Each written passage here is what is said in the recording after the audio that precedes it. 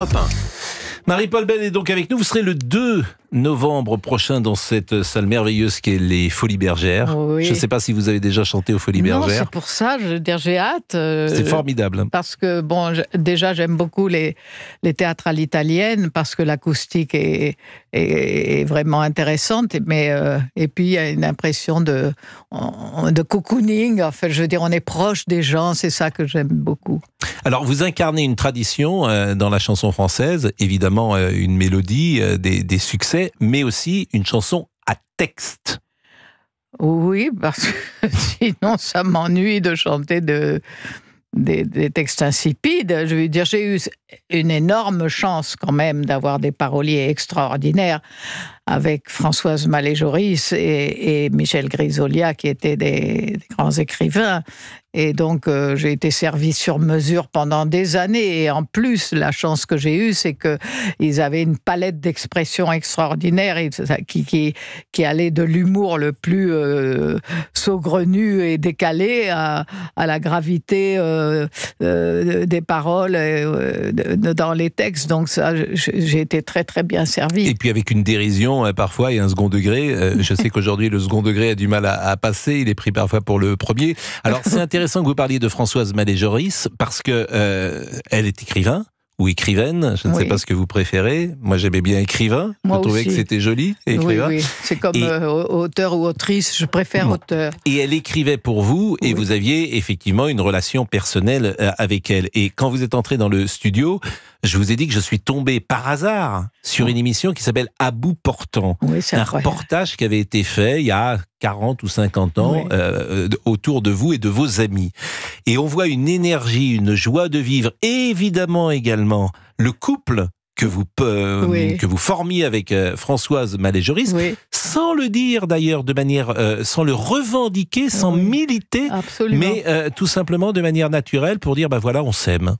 Oui, c'est ça, et ce qui me fait plaisir, c'est que des années après encore, beaucoup de personnes me remercient parce que comme on a vécu notre amour de façon complètement naturelle, je veux dire, on était un peu des modèles pour des personnes qui aujourd'hui m'en parlent, et c'est très touchant, c'est attendrissant, et on n'avait pas besoin de militer, on était comme on était, on s'aimait comme on s'aimait, et puis voilà, on vivait comme on vivait. Mais ce que je trouve intéressant, c'est qu'on a parfois l'impression que la société française des années 70 est intolérante, et elle est intolérante, mais manifestement pas dans tous les milieux.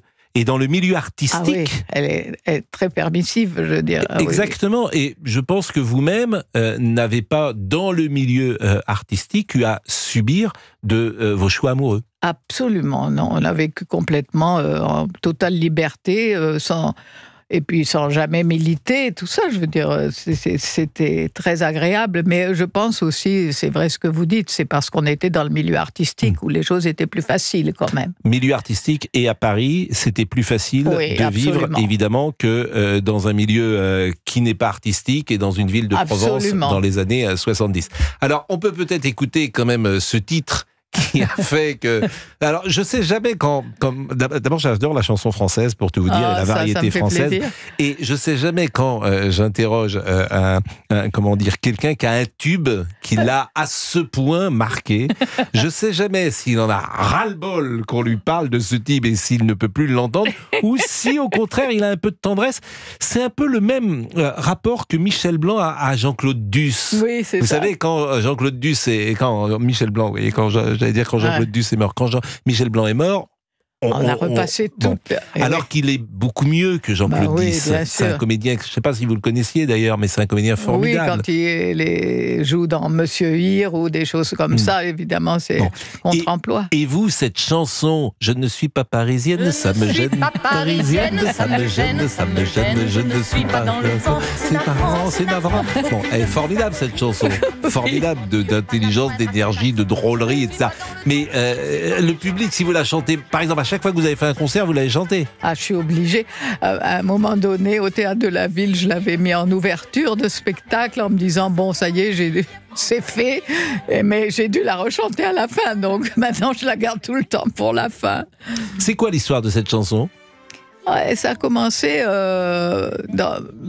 dans un spectacle genre comédie musicale que Françoise Mallet-Jory, sa famille et ses copains donnaient tous les ans à Noël pour montrer que le plus beau cadeau que l'on puisse faire à ses amis, c'est donner de son temps et de son travail. Donc Françoise, à partir du mois de septembre, elle écrivait une comédie musicale en alexandrin avec des rôles complètement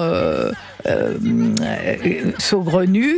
Et elle faisait la liste des amis et des copains qui voulaient intervenir dans le spectacle. Alors elle disait, toi, qu'est-ce que tu veux faire? Ah ben moi, je veux faire le pape Borgia. Et toi, qu'est-ce que tu veux faire? Ah ben moi, Lady Chatterley. Enfin, je veux dire, des choses. Et elle inventait un spectacle sur commande avec les demandes des amis et de la famille. Donc c'était extrêmement drôle. Et de ces spectacles-là sont nées des chansons comme La Parisienne, qui a été un gros succès. Vous vous souvenez combien vous en avez vendu à l'époque? Je ne sais pas, mais il n'y avait pas le top 50? Oui, à l'époque j'étais disque d'or et tout ça, mais je ne sais pas aujourd'hui combien ça doit être, mais c'est ma carte d'identité en fait, ça c'est sûr. Et effectivement, c'était une chanson différente de celle qui à l'époque était parfois en vedette, et vous formiez avec quelques amis, on vous voit beaucoup avec Serge Lama dans ces années-là, qui était votre ami intime. Serge, c'est mon frère, oui, je veux dire, on s'écrit encore aujourd'hui, on se téléphone, je veux dire, c'est lui qui m'a tout appris au sortir du cabaret de l'Écluse, qui était un petit lieu où commençaient les auteurs-compositeurs qui voulaient se faire connaître. Et il est venu me voir à l'Écluse, où il avait débuté lui aussi. Et il m'a emmené dans ses tournées. Donc je suis passée d'une salle... Et vous avez chanté Petite cantate. Oui, on a chanté ensemble la petite cantate de Barbara, oui. Autrefois seule, je la joue maladroite, si Miller est seul. Ah oui. Cette petite cantate façon c'est très émouvant parce que je suis passée d'une salle de 80 places à des arènes de 12 300 places, donc seule avec mon piano, donc j'ai été très intimidée, oui. Il est venu ici, Serge Lama, on avait fait une émission absolument formidable. L'année dernière, Géraldine, vous vous souvenez, et puis il nous avait raconté évidemment sa vie, il vit aux Invalides aujourd'hui, et puis la qualité de Lama, la voix de Lama, les textes de Lama, de Lama qui sont... C'est ciselé vraiment, c'est d'une justesse, et en plus d'une très grande sensibilité, parce que par rapport à l'image qui est donnée souvent par les médias à un moment donné, où il chantait Superman, etc., c'est pas du tout un macho, il a une sensibilité très très féminine et très subtile, et ça... Et des chansons inoubliables comme « Et toi, c'est pas pareil », etc., etc. Mais parlons de vous. Oui. Un soir entre mille, Marie-Paul Bell. Je vois beau temps à Saint-Germain, se dire oui, se dire non. Avec toi, je riais souvent. J'ai parlé trop vite, décalage, l'ombre de son chien. Moi, j'ai... Ça, c'est beau temps à Saint-Germain. Ça, c'est l'histoire de ma rencontre avec Françoise Mallet-Jory. Dans nos verres de vin, je ferai Chambertin. C'est une histoire d'amour qui a duré combien de temps? Ça, c'est certain. Mais en fait, elle dure toujours, même après la mort. C'est-à-dire qu'elle se transforme. Au début, c'est un coup de foudre amical. Après, ça devient une passion. Après, on revient à la tendresse. Je veux dire, on a vécu ensemble toutes les facettes de l'amour. C'est ça qui est extraordinaire. C'est très, très complet. Ça, c'est une chanson que vous avez composée? Oui. Et un texte également? Et le texte est d'Isabelle Maïro et de moi-même. Et en fait, je compose toutes mes musiques, je ne sais pas faire autrement. Donc, c'est naturel, en fait, ça me vient comme ça. Et puis là, maintenant, comme je n'ai plus la chance d'avoir Françoise à mes côtés, je travaille avec Isabelle Maïro, qui a une très, très belle écriture aussi. Alors, je ne suis pas certain que tout le monde connaisse Isabelle Maïro, qui avait fait d'ailleurs un 33 tours dans les années 80. Un très joli 33 tours avec une chanson à l'époque qui avait été un standard. Si on peut la retrouver, cette chanson, je m'écris sur papier d'harmonie. Alors, celle que j'ai en souvenir, c'est... je me souviens plus des paroles, c'est télé, télé, bon, je suis pas sûr de bien le dire, vous savez. C'est génial, c'est bien, je vais le dire. Mais Isabelle, c'était un disque rouge où elle avait une paire de lunettes. Je me souviens encore de ce 33 elle a des lunettes, oui. Il écoutait le cœur des gens, pays natal. Il y a quelque chose d'ailleurs que vous avez dit qui est très beau, que disait Françoise Maléjoris, disiez-vous, c'est qu'est-ce que tu as donné aux autres si tu n'as pas donné ton temps? Oui. De son temps et de son travail. Elle trouvait que c'était le plus beau cadeau qu'on puisse faire à des amis. Et donc, elle écrivait comme ça, à partir du mois de septembre, un genre de comédie musicale avec tous les gens qui voulaient jouer dedans. Et elle écrivait du sur-mesure. C'était très, très drôle. Alors, il y a eu la vie intime des rois mages, des choses complètement... Il y a une chanson qui s'appelle « Vive le sport ». Oui, c'est une chanson complètement loufoque, décalée, saugrenue. C'est une énumération de sports associés à des prénoms. Avec Alice, joue au tennis, avec Elton, au badminton, etc. Et donc, je la chante souvent en rappel. Et peut-être une des plus jolies ou une des plus charmantes, un soir entre mille, on peut peut-être écouter quelques notes de musique. Oh, c'est gentil. Il racontait que moi j'ai sa vie au bar du métropole. Elle écoutait, que j'ai écouté avec plaisir. Ce qui est intéressant aussi, c'est que votre voix est intacte. Oui, j'ai de la chance. Le jour où je sentirai qu'elle bouge, j'arrêterai parce que... Elle est d'une clarté, d'une jeunesse... C'est gentil, ça non me mais fait écoutez... plaisir. Oui, c'est vrai. Mais c'est une voix qui n'a pas bougé. Et puis je fais pas d'effort, donc c'est ça qui est bien. Donc elle chevrotte pas, je chante juste. Je supporte pas quand la voix se transforme comme ça avec l'âge. Je trouve qu'il faut arrêter avant. Il faut pas faire le concert de trop.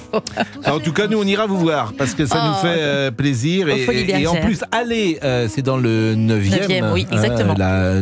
C'est dans un quartier formidable d'ailleurs que ce quartier du 9e arrondissement, c'est près de la rue Bergère par définition. Ouais. C'est aux Folies Bergère. Novembre. Et c'est vrai que c'est une salle particulière dans Paris qui ne ressemble à aucune autre. Oui, c'est vrai. On est vraiment, proche des gens. Oui, donc vraiment, elle est formidable cette salle. C'est comme si on parlait à chacun les yeux dans les yeux.